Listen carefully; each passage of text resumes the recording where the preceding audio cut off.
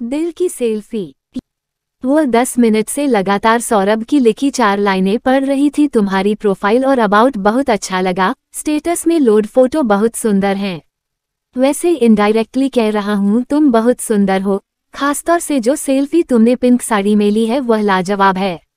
हाँ, हो सके तो मेरे लिए अलग से अपने दिल की सेल्फी भेज देना, जिंदगी भर संभाल कर रखूंगा और जब कभी उदास हुआ तो उसे देख लूंगा। मुझे अपनी जिंदगी में तुम्हारे दिल से खूबसूरत दिल कोई और नहीं मिला। यकीन करो, मुझे तुम्हारे दिल का एक्सरे नहीं चाहिए कि उस दिल में क्या क्या है, किस किस का नाम है। मुझे तो सिर्फ यह एहसास ही रुला देता है कि तुम्हारे दिल की दीवार पर कहीं हल्की सी लकीर मेरे नाम की हुई तो कहीं खुशी से पागल न हो जाऊं।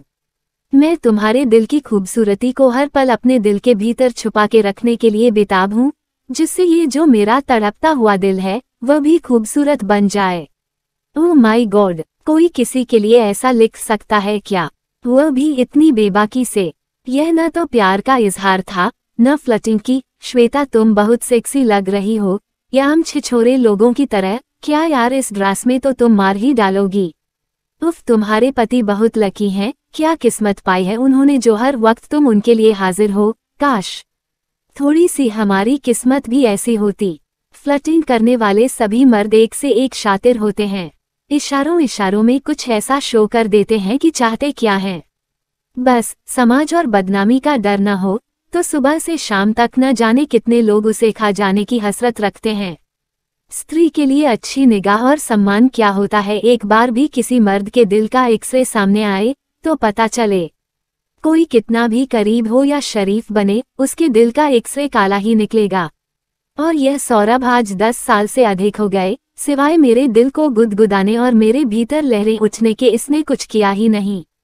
यहाँ तक कि कई बार अकेले मिलने पर मैंने हल्की मुस्कुराहट के इशारे भी किए कि तुम्हारी फ्लर्टिंग का बुरा नहीं मानूंगी, मुझे छूना है तो मेरे हाथ सहला सकते हो, मेरे करीब आ सकते हो। लेकिन पता नहीं किस मिट्टी का बना है कि ऐसे मौके पर भी तारीफ करेगा भी तो मेरे व्यक्तित्व की, मेरे मन, विचार, भावना और अच्छे होने की। सुंदरता के लिए बोलना भी पड़ा तो मुश्किल से बस 1-2 लाइन। सच कहूँ तो तुम इतनी सुंदर हो कि परियां भी नहीं हो सकती। भला सुंदरता की इस कूल तारीफ में कहीं किसी लड़की के खून में गर्मी और दिल में लहरें उठती हैं आज के जमाने में। लेकिन ये क्या, ये उसे हुआ क्या है? वह क्यों उसकी लिखी लाइनों को आज इस तरह बार बार पढ़ रही है? उफ़, कहीं वह उसे प्यार तो नहीं करने लगी है? बस यही एक लाइन तो उसने अपनी अंतिम लाइन में लिखी थी कि मैं तुम्हारे दिल की सेल्फी में सिर्फ ये देखना चाहता हूँ कि क्या मेरे नाम की हल्की सी लकीर मौजूद है उसमें। मुझे तुम्हारे दिल का एक्सरे नहीं, उसकी खूबसूरती चाहिए जिसके सहारे अपनी जिंदगी जी सकूं। बस इतनी सी बात आज उसके भीतर तूफान उठा रही थी। क्या मेरे लिए किसी की तमन्ना इतनी बड़ी हो सकती है कि जो मेरी खूबसूरती से परे मेरे व्यक्तित्व की सेल्फी के सहारे अपनी जिंदगी गुजारने का ख्वाब देख ले, बिना उसे छुए, बिना उसके साथ एक रात गुजारने की तमन्ना के साथ। ये किसी इंसान का प्यार है या दीवानगी का आलम? क्योंकि आज तक उसने उसे आई लव यू नहीं कहा था।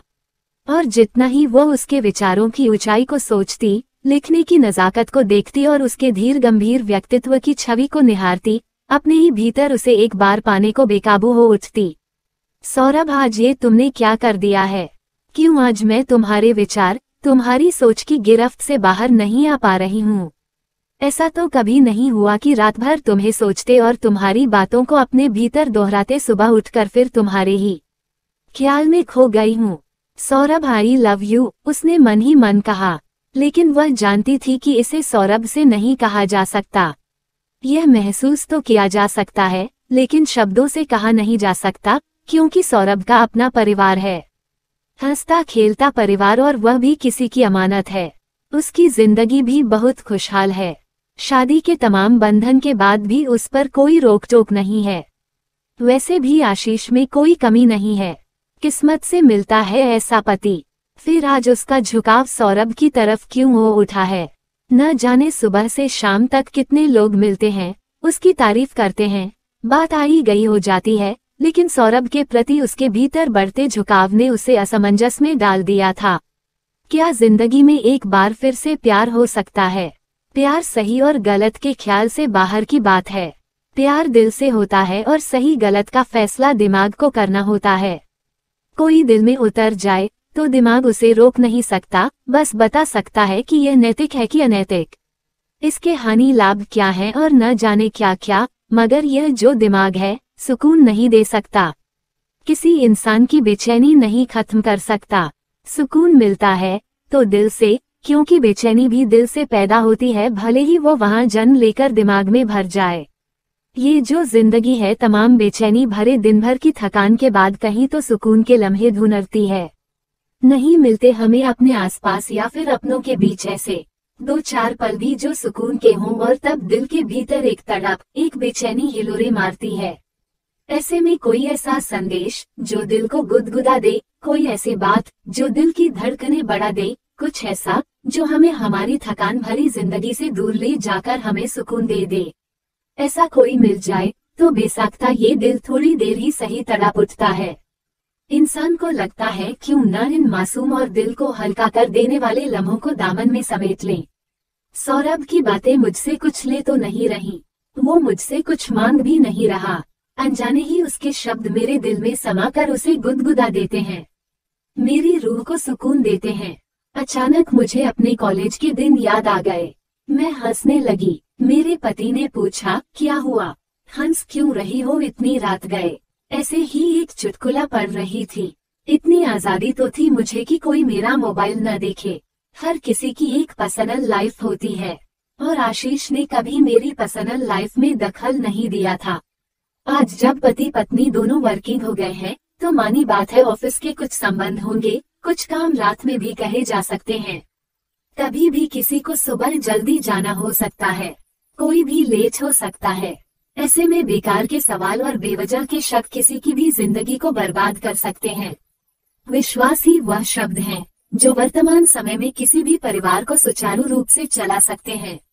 एक दूसरे पर भरोसा रखना और सम्मान करना वर्तमान समय की बहुत बड़ी पारिवारिक जरूरत है। ऐसे में जब आशीष ने कहा लाइट ऑफ कर दूं, तो मैंने नींद आने का बहाना करते हुए कहा हाँ, और इतना कहकर मैंने नेट ऑफ कर दिया। हम दोनों के बीच हमारा छोटा सा बच्चा श्री लेटकर सो चुका था। अब मैं पूरी तरह घर में लौट चुकी थी। अचानक मैं उठने लगी तो पतिदेव बोले, क्या हुआ, कुछ नहीं, कल के लिए राज में भिगोना भूल गई। तुम लेटो, बस अभी आई। मैं उठकर किचन में आई। मैंने थोड़ी खटर की जैसे डिब्बे से राज में निकाल रही हूँ। पतिदेव थके थे, बस 10 मिनट में खर्राटे भरने लगे, जिसकी आवाज मेरे कानों तक पहुँच रही थी। मैंने एक बार फिर नेट ऑन कर लिया। सौरभ के शब्द मेरे दिल में बस चुके थे। मैं एक बार फिर ख्यालों में खो गई।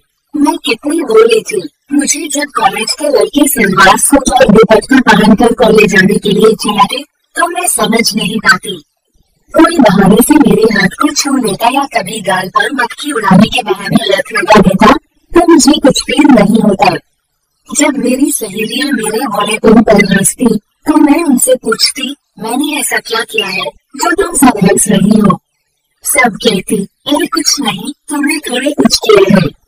वो तो सभी बदमाश है और ऐसे ही बहाने से लड़कियों को छू लेता है।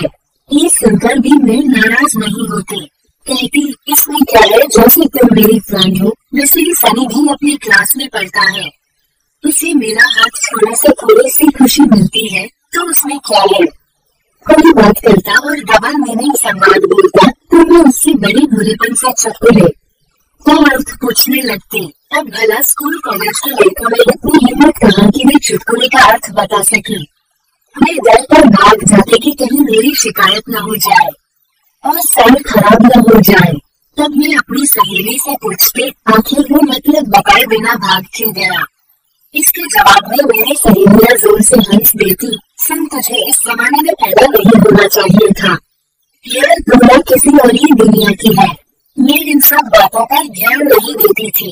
धीरे धीरे मेरे इस व्यवहार के चलते सब मुझे प्यार करने लगे। कभी कोई कुछ उल्टी सीधी बात हो भी जाती तो मैं क्षमा करूं पर सबको माफ कर देती। कहती, भगवान ने ये कर्म इसलिए तो बनाया है कि जाने अनजाने अगर किसी से गलती हो जाए और उसे उस गलती का एहसास हो या अपनी गलती के लिए माफी मांगे तो माफ कर देना सबसे बड़ा पुण्य का काम है। आप किसी को सजा देकर नहीं सुधार सकते, लेकिन किसी की गलती पर उसे माफ कर देने से वो हमेशा के लिए एक अच्छा इंसान बन जाता है। वैसे भी मेरी एक जरा से किसी की बड़ी गलती माफ कर देने से वो अपनी पढ़ाई में ध्यान लगा सकता है, अच्छे नंबर ला सकता है, तो मुझे क्या फर्क पड़ता है। ये जिंदगी कितनी छोटी है, इसमें किसी से शिकायत रखकर क्या करना है। अब कॉलेज का थर्ड ईयर आ गया है, कुछ महीने बाद कब किसे कहाँ मिलना है। ऐसे ही कॉलेज में एक दिन मेरा दिल क्लास के टॉपर रवि सिंह के लिए धड़कने लगा था। पूरे दिन बैठी हुई थी, रवि प्लीज 2 मिनट्स दे दो, रवि तुम तैयारी कैसे करते हो, रवि तुम्हारा आगे का क्या प्लान है। लेकिन रवि को नहीं फुर्सत थी, वो बस कॉलेज की चाबीदारी में खामोश था, बाहर हो गया था। बल्कि तो मुश्किल से ही खुद किसी से प्यार का इजहार करता था, बस वो अंजलि को प्यार में डूब जाती थी। कॉलेज का खत्म हो रहा था, हो गया, सब अपने अपने रास्ते चले गए, मैंने भी अपनी लेन लिया, पढ़ाई लिखाई पूरी हुई, नौकरी लगी और शादी हो गई। लेकिन मेरे दिल में एक तरह एक चीज थी, किसी की द्वारा चली जाने की प्यास।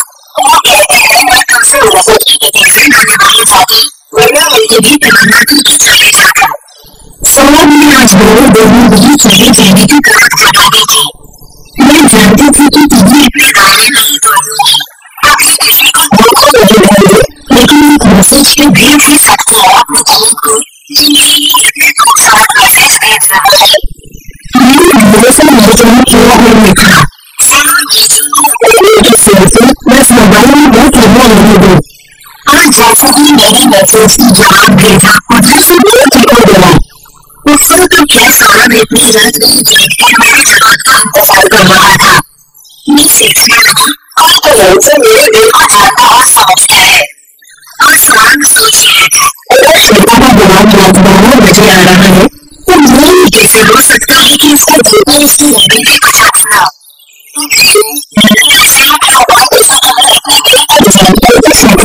श्वेता को दिल की सेल्फी देना करने को उसके पास परिस्थिति थी। तीनों जानते थे कि श्वेता किसी की जिंदगी को डिस्टर्ब नहीं करती,